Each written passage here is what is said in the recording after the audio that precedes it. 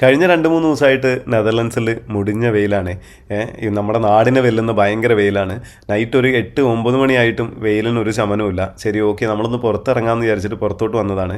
ഇപ്പോൾ നോക്കുമ്പോൾ ഒരു കടയിൽ ഭയങ്കര തിരക്ക്. എന്തായിരിക്കും ഈ തിരക്ക് എന്ന് നോക്കാനായിട്ട് വന്നപ്പോൾ നത്തിങ് ബട്ട് ഐസ്ക്രീംസ് ആണ്. നിങ്ങൾക്കറിയാലോ, വെയിൽ എത്രയും കൂടുന്നത് ഐസ്ക്രീം ഷോപ്സിന് അത്രയും നല്ലതാണ്. സോ ചെന്നൈയിലുള്ളപ്പോഴും നമ്മൾ ഇടയ്ക്കിടയ്ക്ക് പോയിട്ട് പുറത്ത് ഐബാക്കിലൊക്കെ പോയിട്ട് ഐസ്ക്രീം കഴിക്കാറുണ്ട്. സോ ഇവിടുത്തെ ഐസ്ക്രീമിൻ്റെ ടേസ്റ്റും ക്വാളിറ്റിയും എങ്ങനെ ഉണ്ടാവുമെന്ന് നോക്കാൻ വേണ്ടിയിട്ടാണ് ഈ കടയിലോട്ട് വന്നത്. ഈ കടയിലോട്ട് വന്നപ്പോൾ ഇവിടെ ഭയങ്കരമായിട്ട് ഒരുപാട് വെറൈറ്റീസ് ഉണ്ട്. കുറച്ച് ക്വാളിറ്റി ആയിട്ടുള്ള ഐസ്ക്രീംസ് ഉണ്ട്. ഒരു ഐസ്ക്രീം ഇപ്പോൾ നമ്മൾ വാങ്ങുമ്പോൾ ഇവിടെ ഏകദേശം ഒരു 2 to 3 euros ആണ് വരുന്നത്. അത് ബേസ്ഡ് ഓൺ അഗെയിൻ നമ്മൾ എത്രത്തോളം ഐസ്ക്രീമിൻ്റെ ക്വാണ്ടിറ്റിയും അതിൻ്റെ വെറൈറ്റിക്കൊക്കെ അനുസരിച്ച് കോസ്റ്റിൽ ഡിഫറൻസ് ഉണ്ട്. അപ്പോൾ ഞാൻ എന്തായാലും ഒരു ചോക്ലേറ്റ്, ഒരു വനില, ഒരു പിസ്ത, അങ്ങനെ 2-3 വെറൈറ്റിയിൽ കോൺ ഐസ്ക്രീംസ് വാങ്ങി. ഇപ്പോൾ ഇവിടെ നോക്കുമ്പോൾ ഭയങ്കര തിരക്കെന്ന് പറഞ്ഞാൽ ഭയങ്കര തിരക്കാണ്. ഫാമിലീസ് ഇത് ജസ്റ്റ് ഒരു ഐസ്ക്രീം കഴിക്കാനുള്ളൊരു ഓപ്പർച്യൂണിറ്റി മാത്രമല്ല, ഫാമിലിയുടെ ഒരു ഔട്ടിംഗ് പോലെയാണ് ഇവർ ഇതിനെ കൺസിഡർ ചെയ്യുന്നത്.